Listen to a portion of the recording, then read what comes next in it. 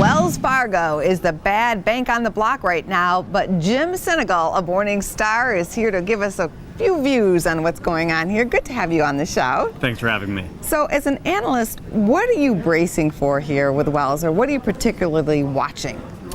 You know, I think what we're watching is the underlying performance, and I think that's what people miss about this story. As a private citizen, you know, it's distasteful, perhaps even offensive, what Wells has done. As an investor, this is one of those news stories that will eventually pass. The board has already taken action, clawed back pay. They've fired 5,000 employees. I think they've taken most of the damage that they're going to take at this point. What about the CEO? Will there be a rock at the top? Do you think maybe we'll see a management shakeup?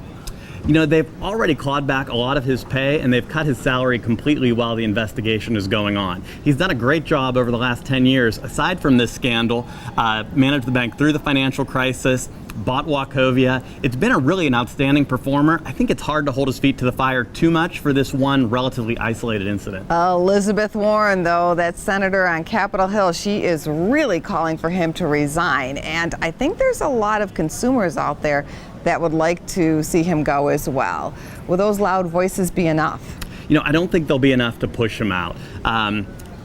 I think what John Stumpf has done over the last 10 years, again, outweighs the most recent scandal. Elizabeth Warren is saying what's on everyone's mind. Why are you making millions of dollars when the low-level employees that were trying to scrape for $10 or $12 an hour were the ones fired as a result of this scandal? So, on the other hand, I don't see anyone leaving Wells Fargo.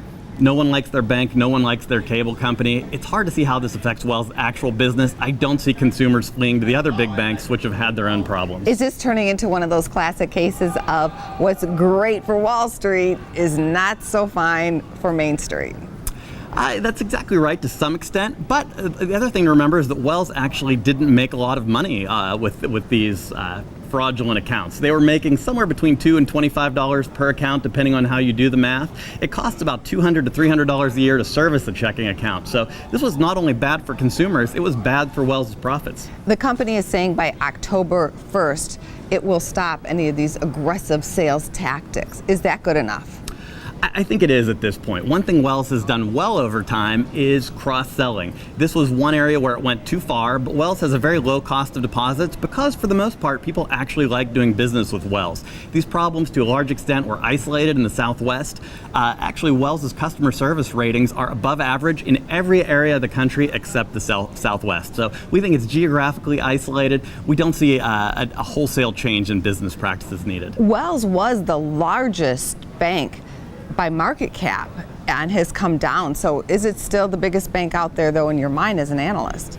As an analyst, I think they still are a bit of a bellwether. One thing you have to remember is that Wells is more of a super regional. They don't have the trading, the investment banking businesses that JP Morgan, Bank of America, Citigroup have. I think that's an advantage as an investor, and one thing that will play well over time. We've kind of seen a lot of regulation against the iBanks. Now we're seeing them crack down on the consumer side of things, but Wells still does represent the best in U.S. banking. What do you think about this $45 stock price here? We like it a lot. We think Wells Fargo stock is actually worth $62.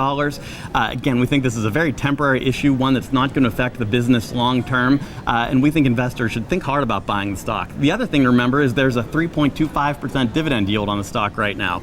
That dividend yield should provide a floor in an environment where everyone is hungry for yield. It's hard to see the stock falling too much further. Wonderful to have you here. Come back. Thanks for having me.